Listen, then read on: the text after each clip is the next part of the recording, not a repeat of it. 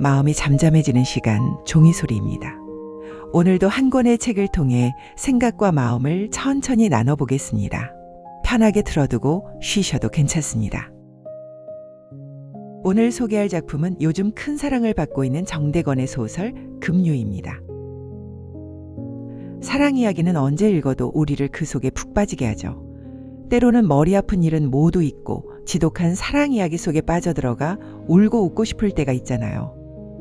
많은 분들의 마음을 사로잡은 소설 급류, 그 속의 사랑은 과연 어떤 이야기를 담고 있을지 오늘 함께 이야기 나눠볼게요. 이 이야기는 진평이라는 작은 지역에서 만난 17살 동갑내기 도담과 해솔의 이야기로 시작됩니다. 수영을 잘하는 여자아이 도담과 도담의 아버지 창석은 우연히 물에 빠진 남학생 해솔을 구하게 됩니다. 그 일을 계기로 도담과 해솔은 가까워지고 풋풋한 첫사랑이 시작되죠. 하지만 이들의 관계에 사건이 찾아오는데요. 도담의 아버지 창석과 해솔의 어머니 미영이 부적절한 관계를 갖고 있다는 사실을 아이들이 알게 된 겁니다.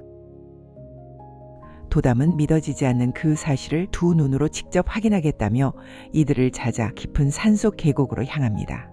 해솔도 차마 떨어지지 않는 발걸음을 함께 옮기게 되죠. 그리고 급기야 그곳에서 되돌릴 수 없는 사건이 벌어집니다. 도담의 아버지 창석과 해솔의 어머니 미영은 그만 급류에 휩쓸려 목숨을 잃게 되고 도담과 해솔은 이 충격적인 사건의 목격자가 되고 맙니다. 그 사건이 있고 나서 도담과 해솔의 관계는 완전히 달라졌습니다. 두 고등학생은 부모에 대한 배신감과 자책감, 상처에 휩싸이게 되고 좁은 지역사회에는 이들에 대한 악의적인 소문이 퍼지고 말죠. 사람들의 차가운 시선과 무성한 뒷말에 두 사람은 고향을 떠나게 됩니다. 20대와 30대를 지나며 두 사람은 만남과 이별을 반복하고 그 사이에 서로 다른 사람을 만나 연인이 되기도 하지만 너무나 거대한 급류가 휩쓸고 간 이들의 마음은 이미 폐허가 된 지 오래였습니다. 각자의 방식으로 마음속의 공허를 채우려고 안간힘을 써봤지만 어린 날 새겨진 상처는 무엇으로도 그 누구로도 쉽게 채워지지 않았습니다. 스스로를 그리고 타인을 괴롭히고 생채기 내며 그렇게 시간은 흘러갔습니다. 정대건 작가는 사랑을 한마디로 정의하기 어려워서 장편 소설을 쓴 것 같다고 밝힌 적이 있습니다. 그래서 이 소설은 도담과 해솔의 사랑을 10대부터 30대까지 보여주면서 사랑이라는 하나의 단어 안에 얼마나 수많은 감정들이 들어있는지를 짚어갑니다. 도담과 해솔의 관계 속에서 사랑은 하나의 감정으로 정리되지 않습니다. 풋풋한 첫인상에 빠져버렸던 사춘기의 사랑으로 시작했지만 갑자기 닥친 사고로 인해 서로를 향한 원망, 지울 수 없는 죄책감, 미안함과 안쓰러움이 뒤섞인 감정으로 이들은 괴로워합니다. 줄거리만으로도 이 소설의 분위기를 느낄 수 있는데요. 순식간에 독자를 진평이라는 소도시의 여름 속으로 데려다 놓는 것 같은 눈에 선연이 그려지는 듯한 묘사가 인상적이었습니다. 정대건 작가는 실제로 가평에서 의무 소방대원으로 복무한 경험이 있어서 물과 관련된 사고 현장을 많이 겪었다고 합니다. 급박하게 벌어지는 사건의 묘사가 무척이나 생생한 것도 작가의 이런 경험과 관련이 있을 듯한데요. 작가는 이런 사고는 반드시 누구의 잘못 때문이라고 하기 어려울 때가 많았다는 말을 전하고 있습니다. 불가항력의 사고와 상처는 우리 삶을 갑자기 찾아오곤 하는데 이런 일들은 우리의 일상을 뒤흔들고 삶의 경로와 마음의 모습을 완전히 바꿔놓기도 합니다. 소설 속에서 도담은 사고 이후 자책감을 느끼며 스스로를 괴롭히고 무너뜨리는 생활을 택하기도 합니다. 분노와 충동 속에서 스스로를 소모해가는 거죠. 한편 해솔은 온몸으로 책임감을 끌어안은 채 감정을 최대한 억제하고 무너지지 않으려 애쓰며 성실하게 살아가는 방법을 택합니다. 도담의 삶까지 자신이 책임져야 한다는 무거운 의무를 스스로의 어깨에 지우면서요.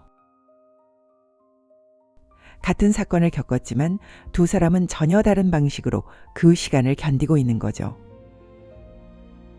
만약 우리에게 인생의 커다란 급류, 갑작스러운 물살이 찾아왔을 때 어떤 방식으로 극복할까요? 이 소설은 우리에게 조용히 물어보는 것 같습니다. 앞서 이 소설의 매력 중 하나가 마치 한 편의 영화를 보듯 장면이 눈앞에 그려진다는 것이라고 말씀드렸었는데요. 아마 이런 매력이 수많은 독자들을 빨아들인 게 아닌가 싶습니다. 정대건 작가는 영화 감독으로 활동한 경력이 있으신데요. 그런 점이 소설에 영향을 준 것도 같아요. 남녀 주인공 도담과 혜손이 만나고 사랑하고 싸우고 다시 만나고 헤어지는 장면들이 마치 가슴 아픈 청춘 영화를 보는 듯해서 저도 읽는 내내 푹 빠져들었습니다. 사랑하면서도 나의 상처 때문에 상대방을 더 아프게 찔러대는 그런 말들. 돌아서고 시간이 지나면 나의 미숙한 사랑을 후회하게 될지라도 그 순간만큼은 세상의 가장 큰 원수라도 된 듯 말이라는 칼로 서로를 찔러대는 가시돋친 순간들을 어쩜 현실적이고 생생하게 잘 그려냈는지 말이죠. 특히 금요에서는 불과 물의 이미지가 참 강렬하게 등장합니다. 도담의 아버지 창석은 불 속으로 뛰어드는 소방관이고 물을 두려워하지 않는 다이버이기도 합니다. 창석의 직업은 소설에서 무척 의미심장한데요. 물에 빠진 사람을 구조할 만큼 뛰어난 실력의 다이버였지만 창석은 무서운 급류 앞에서 그만 목숨을 잃을 수밖에 없었던 거죠. 깊은 계곡에서 흘러넘친 급류는 그만큼 자연의 무서움을 드러내기도 하고 비유적으로는 그의 평온했던 삶을 순식간에 덮쳐버린 운명 같은 사랑을 의미하는 것 같기도 합니다. 아픈 아내와 딸을 돌보며 가정에서도 사회에서도 모범적인 사람이었던 창석. 하지만 우연한 만남과 그에 따른 선택으로 인해 그는 지탄받는 불륜의 장본인이 되고 말았고 비극적인 사건의 주인공이 되고 말았습니다. 거대한 급류는 마치 우리의 인생을 덮치는 시험 같기도 하고 한 사람을 완전히 사로잡아버리는 사랑과도 닮아 있습니다. 작가는 인터뷰에서 물에 빠진다는 말과 사랑에 빠진다는 말의 공통점을 여러 번 이야기한 적이 있어요. 마치 물에 빠지는 것처럼 사랑에 빠지는 일 역시 나의 의지로 되는 일은 아니라는 뜻이겠죠. 길을 걷다 물웅덩이에 빠지는 것처럼 피할 수 없이요. 하지만 물에 빠지면 헤엄쳐 나오듯 사랑도 그렇지 않은가 하고 질문합니다.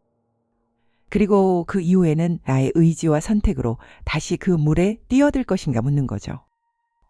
이 이야기는 상처와 트라우마의 이야기이면서 또 성장의 이야기입니다.